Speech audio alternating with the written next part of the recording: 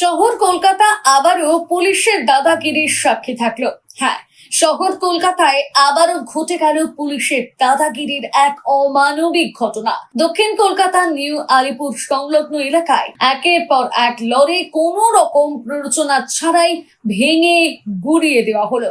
কিন্তু কেন এমন ঘটনা ঘটলো, সেই উত্তর এখনো পর্যন্ত পুলিশের পক্ষ থেকে জানা যায়নি। কেন এমন ঘটনা, কেন এমন করলো পুলিশ, কেন লরির মালিকদের এই পরিণতি হলো, কি বলছে লরির মালিকেরা, চলুন সবটাই দেখিয়ে দেব আজকের এই নিউজে।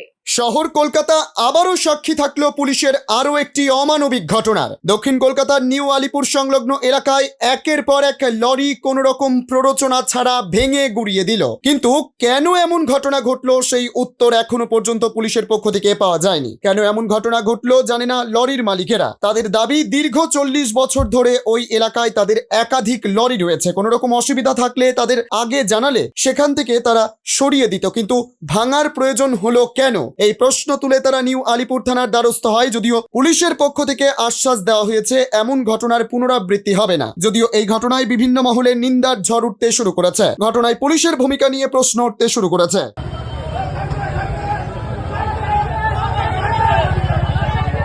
নিউ আলিপুর গোলচক করে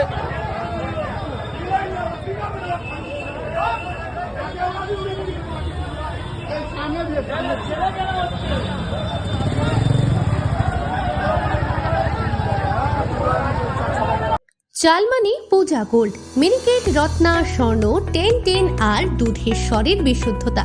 একবার খেলেই বুঝবেন আসল স্বাদ।